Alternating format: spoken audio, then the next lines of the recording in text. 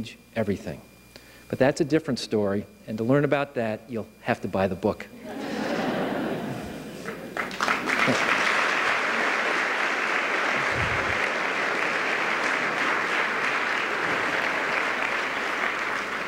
Sharon Drapper understands children.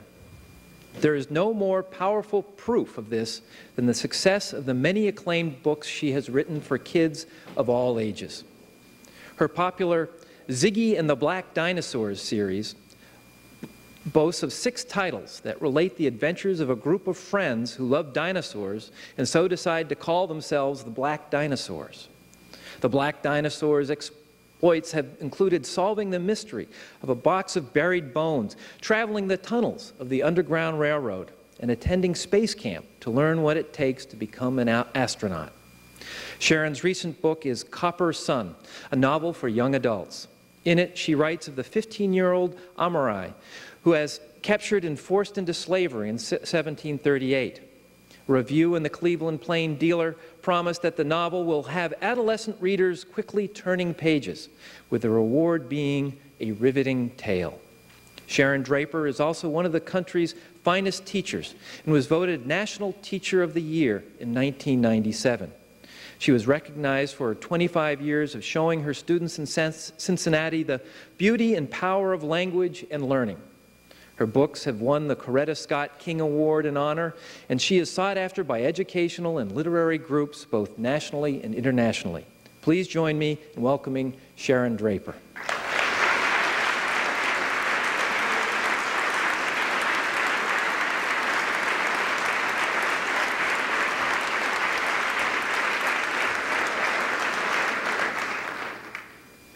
Mr. President, Mrs. Bush, Mr. and Mrs. Billington, distinguished guests, I'm honored to be able to speak about Copper Sun, the book of my heart, the book of my spirit.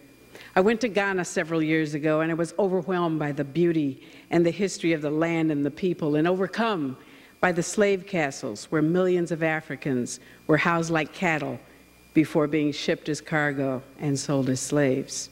When I crawled on my hands and knees through the door of no return, I felt their spirits crying out to me. I knew I had to tell the story of just one girl who had passed that way. Her name is Amari. She's 15 years old. She has a loving family, a mother who loves her, a father who loves her, a little brother who gets on her nerves, and a really good-looking boyfriend. When strangers come to her village, a celebration is held in their honor, but the strangers repay the kindness of the villagers with death. The drum beats rippled in the darkness, the dancers swayed and stomped on the hard-packed earth, and Amari's people clapped and laughed as the firelight glimmered in the night. The first explosion came from the end of one of the unusual weapon sticks the strangers carried. Louder than the beat of even the largest drum, it was followed by a cry of horror. The chief had fallen off his seat, a huge red bleeding hole in the center of his chest. More explosions followed in rapid succession, then everyone was screaming. Confusion and dust swirled throughout the village. Amari watched aghast as a mother with her baby wrapped on her back tried to flee, but both mother and child were clubbed down into the dirt. Amari knew she should run, knew she should try to escape into the forest, but her feet wouldn't move. She could only stare in horror. She gasped as she watched someone grab her mother and try to put thick iron cuffs on her mother's wrist. She turned her head and followed in slow motion, it seemed, her father's bellows of rage as he leaped toward her mother to rescue her. But even before he reached her, one of the men thrust a knife into his stomach, and her father fell silently to the earth. She looked around frantically for Besa and Kwesi, but all was smoke and screams and death. Finally, she saw her little brother running toward her, screaming, "Run, Amari, run!" Her feet loosened then as he reached her. She grabbed his hand, and they ran wildly out of the village into what they hoped was the safety of the darkness. Birds and monkeys cried above them in alarm, but the noise could not cover the screams of the slaughter of her people. Suddenly, Amari heard a fast-moving, thudding footsteps behind them and the whir of a spear. One moment they were leaping over a fallen log, and the next moment she heard her little brother moan softly. Then his hand slipped slowly from hers. He slumped to the ground, a look of soft surprise on his small face. A spear had sliced through his whole little body. Amari sank down beside him and held him to her. He died in her arms. She lay there in the darkness, cuddling his small, lifeless body, unable to weep, unable to run any longer. She hardly cared when her arms were wrenched behind her and iron shackles with heavy, rusty chains between them were snapped onto her wrist, holding them there. Amari was marched back to where the burning village had once stood so happily, grabbed by her hair, and shoved into a pile of other survivors from the village. No one spoke. No one wept. They were defeated. Amari is marched across the continent, thrown into a prison at Cape Coast Castle, branded on a beach, and finally taken to a slave ship where she survives unspeakable horrors. When she finally gets to this country, she's sold. In spite of the heat, Amari trembled. She gazed out of the shed's single window at the sun, which glistened bright and harsh. No warmth, no soft shadows to hide her embarrassment, no hope. She wondered how the sun could shine so brightly on this land of evil people. Nothing made sense to her any longer, not days or nights, not past or present. This was the summer of her 15th year, and this day she wanted to die. The sale was getting boisterous. Polly looked up. "Fresh from Africa," the auctioneer told the crowd. "Mold them into what you want them to be. Look at them, all of them healthy and ready for childbearing. Come on up and take a look. Feel free to inspect the merchandise."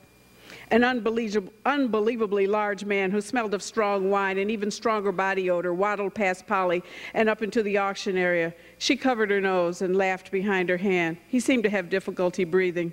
He climbed onto the riser where the Negro women stood and headed directly to the youngest one there, a girl about her own age. He opened the girl's mouth and put his fingers inside. Polly grimaced, not because she felt sorry for the girl, because the man was so repulsive. "Do I hear 10 pounds for this fine example of African womanhood? Hardly a scratch on her." The crowd laughed, but Polly didn't. 20 pounds, a voice called from the back of the crowd. The fat man looked up in astonishment. 30, he responded loudly. He sat down on the edge of the wooden platform and pulled out a filthy handkerchief. He wiped his face. 40 pounds, called the voice from the back again. People turned to see who was outbidding the large man in the front. "She's not worth 45, the big man yelled to the crowd. "Is that your bid?" the auctioneer asked. The big man hesitated. "Yeah," he said, "I want her. I hear 45. Do I hear 50? The crowd waited in anticipation. 60 pounds for the African girl, the voice cried out at last. "I want her for my son.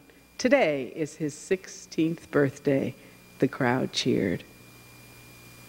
This book, Copper Sun, is dedicated to all the girls like Amari who died during that process. But it's also dedicated to those who lived, and those who suffered, and those who endured. Because of them, I stand here today. So it's with great respect that I speak for the ancestors.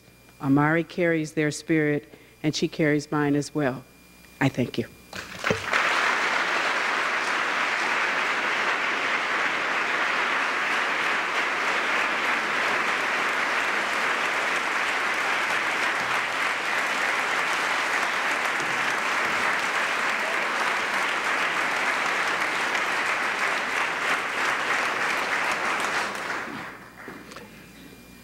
Thank you, Sharon, and thank all our authors tonight for inspiring us for tomorrow's day on the National Mall, where you'll hear all of them and many more.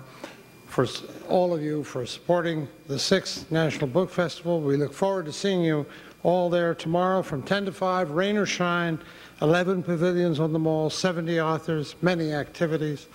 Please now remain seated while Mrs. Millington and I, the worthy, I fear, ancestors or descendants of a not-so-reputable past, will escort the very tolerant President and Mrs. Bush out of the auditorium. After our departure, please follow the directions of the ushers up the stairs to dinner on the 2nd floor. Once again, a round of applause for our wonderful authors.